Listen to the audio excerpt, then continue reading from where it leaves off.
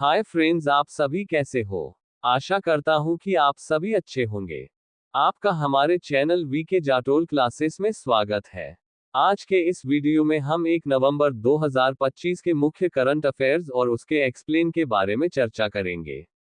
दोस्तों, वीडियो के अंत में आपसे आज के करंट अफेयर्स से जुड़ा एक प्रश्न पूछा जाएगा। जो भी उसका सही आंसर सबसे पहले कमेंट बॉक्स में देंगे, उनके नाम की घोषणा हम अपने अगले करंट अफेयर्स वीडियो में करेंगे। इसलिए वीडियो को अंत तक जरूर देखें।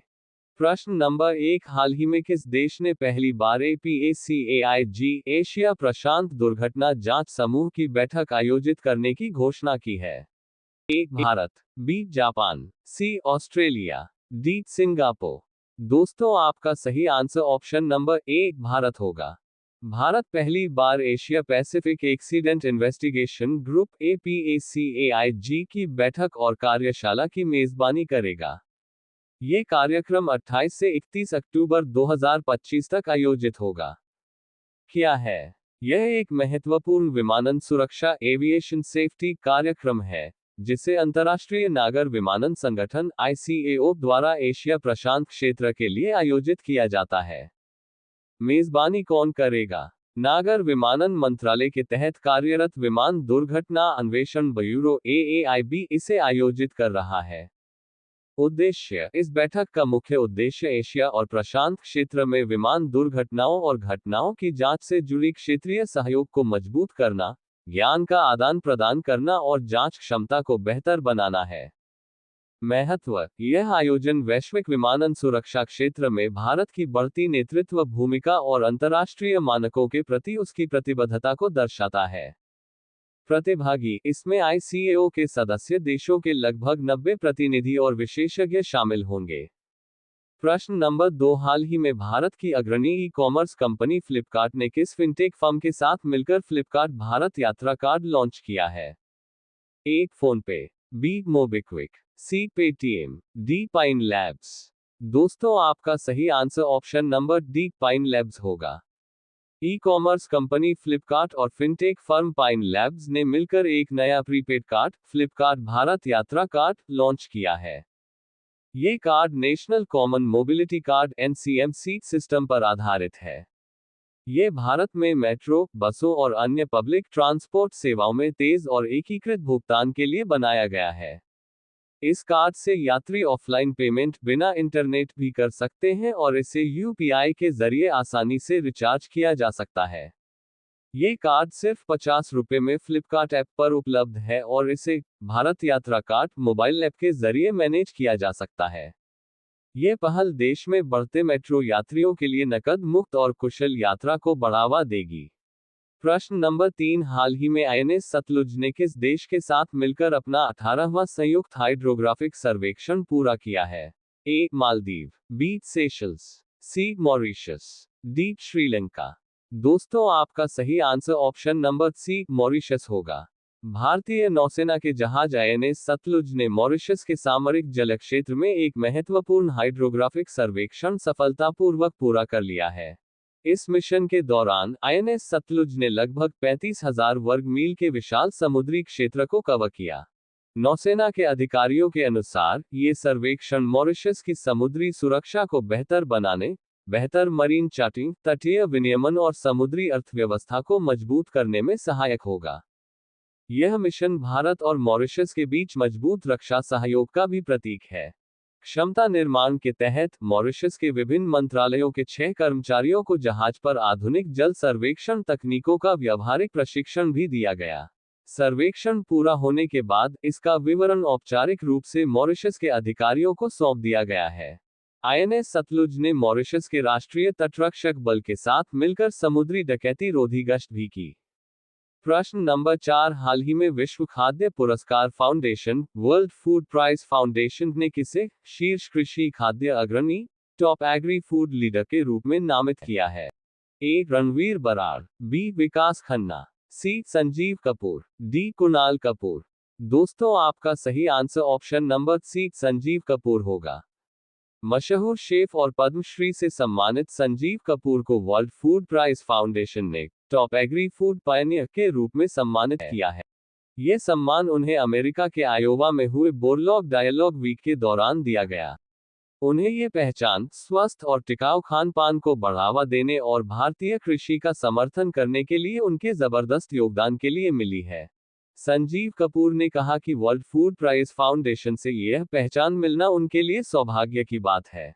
उन्होंने कहा कि भारत की कृषि खाद्य कहानी परंपरा और इनोवेशन का मेल है, और उन्हें इस मंच पर अपने किसानों और पाक विरासत कलिनरी हेरिटेज का प्रतिनिधित्व करने पर गर्व है।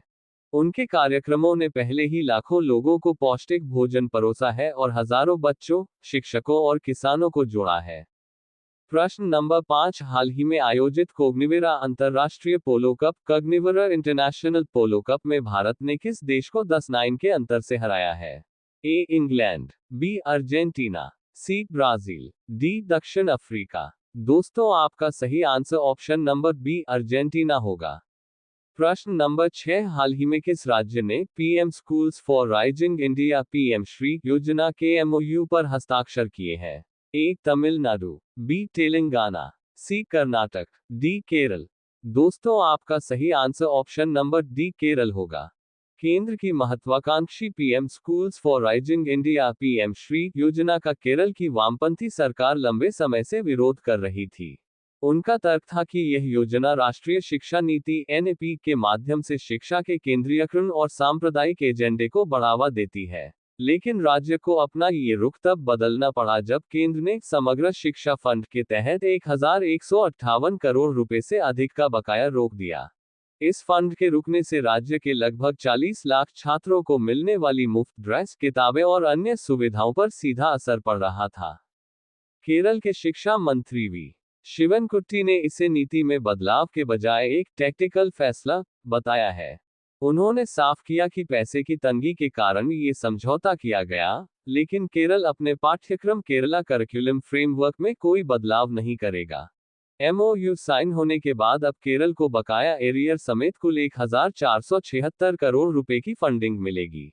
हालांकि राज्य ने यह भी स्पष्ट किया है कि समझौते का मतलब एनईपी को पूरी तरह से स्वीकार करना नहीं है। प्रश्न नंबर 7, हाल ही में फीफा ने दक्षिण पूर्व एशिया में फुटबॉल को बढ़ावा देने के उद्देश्य से कौन सा नया क्षेत्रीय फुटबॉल टूर्नामेंट शुरू किया है? A FIFA Asia trophy, B FIFA ASEAN cup, C FIFA south cup, D FIFA east challenge cup. दोस्तों आपका सही answer option number B FIFA ASEAN cup होगा। प्रश्न नंबर 8, हाल ही में अंतर्राष्ट्रीय नृत्य महोत्सव उद्भव उत्सव कहां शुरू हुआ है, जो 26 से 29 अक्टूबर 2025 तक आयोजित किया जा रहा है? ए ग्वालियर, बी भोपाल, सी इंदौर, डी जबलपुर। दोस्तों आपका सही आंसर ऑप्शन नंबर ए ग्वालियर होगा। प्रश्न नंबर 9, हाल ही में आयोजित यूरोपीय शतरंज क्लब कप प्रतियोगिता में किन भारतीय खिलाड़ियों ने स्वर्ण पदक जीता है? ए आर प्रज्ञानानंदा और वैशाली रमेश बाबू, बी डी गुकेश और दिव्या देशमुख, सी निहाल सरीन और कोनेरू हम्पी, डी अर्जुन एरिगैसी और हरिका द्रोनावल्ली। दोस्तों आपका सही answer option number B D Gukesh और दिव्या देशमुख होगा।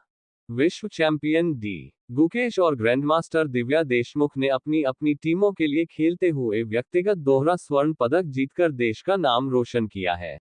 ओपन वर्ग में डी गुकेश की रोमानियाई टीम सुपर चेस ने खिताब जीता। गुकेश ने इस वर्ग में पहले बोर्ड पर बेहतरीन प्रदर्शन करते हुए व्यक्तिगत गोल्ड मेडल हासिल किया। वहीं महिला वर्ग में दिव्या देशमुख की टीम सकल डी शे मोटे कार्लो भी चैंपियन बनी और दिव्या ने अपने बोर्ड पर व्यक्तिगत स्वर्ण पदक जीता। यह पहली बार हुआ है जब ओपन और महिला दोनों वर्गों की विजेता टीमों में भारतीय ग्रैंडमास्टर्स शामिल रहे हैं। गुकेश और दिव्या के अलावा ओपन वर्ग में निहाल सरीन और अभिमन्यु पुराणिक ने भी अपने अपने बोर्ड पर व्यक्तिगत स्वर्ण पदक जीते। यह यूरोपीय शतरंज क्लब कप भारतीय खिलाड़ियों के लिए सबसे सफल आयोजन साबित हुआ है। प्रश्न नंबर 10, हाल ही में अंतर्राष्ट्रीय सौर गठबंधन IS1 सभा का 8वां सत्र भारत की मेजबानी में कहां शुरू हुआ है? ए मुंबई, बी जयपुर, सी नई दिल्ली, डी अहमदाबाद। दोस्तों आपका सही आंसर ऑप्शन नंबर सी नई दिल्ली होगा।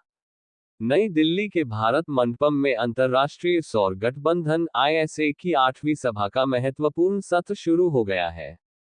30 अक्टूबर तक चलने वाले इस सत्र में आईसे के 124 सदस्य देश हिस्सा ले रहे हैं। इस सभा का मुख्य फोकस वैश्विक समुदाय के लिए बेहतर और टिकाऊ भविष्य सुनिश्चित करने हेतु सौर ऊर्जा को अपनाने में सहयोग बढ़ाना है। सदस्य देश सबके लिए सुलभ ऊर्जा का लक्ष्य हासिल करने और सौर ऊर्जा की क्षमता का पूरा उपयोग करने पर विचार विमर्श कर रहे हैं। इस मौके पर भारत ने अपनी बड़ी उपलब्धि भी साझा की। भारत ने निर्धारित समय से 5 साल पहले ही अपनी कुल बिजली उत्पादन क्षमता का 50% गैर जीवाश्म ऊर्जा स्रोतों से हासिल कर लिया है। आज भारत नवीकरणीय ऊर्जा में दुनिया का तीसरा सबसे बड़ा सौर उत्पादक और दूसरा सबसे बड़ा बाजार है। इसके अलावा देश में पीएम सूर्य घर मुफ्त बिजली योजना के तहत 20 लाख से अधिक परिवार सौर ऊर्जा से लाभान्वित हो रहे हैं। ये गठबंधन ऊर्जा सुरक्षा को सुधारने और कार्बन मुक्त भविष्य बनाने की दिशा में एक बड़ा कदम है। अब ये प्रश्न आप लोगों के लिए। आप सभी लोग इसका आंसर कमेंट बॉक्स में जरूर बताएं। हाल ही में कैथरीन कोनोली किस देश की 10वीं राष्ट्रपति चुनी गई है? A France, B Canada, C Ireland, D Australia. Last video के प्रश्न का आंसर हमने आपसे पूछा है कि प्रधानमंत्री नरेंद्र मोदी ने किस वर्ष को आसियान भारत समुद्री सहयोग वर्ष घोषित किया? ए 2025, बी 2026, सी 2027, डी 2028। दोस्तों आपका सही आंसर ऑप्शन नंबर बी 2026 होगा। यदि दोस्तों आपको हमारा यह वीडियो अच्छा लगा हो तो वीडियो को लाइक शेयर जरूर करें, साथ ही हमारे चैनल वीके जाटोल क्लासेस को सब्सक्राइब जरूर करें ताकि हमारे चैनल पर अपलोड होने वाली प्रत्येक वीडियो का नोटिफिकेशन आप तक तुरंत पहुंच सके।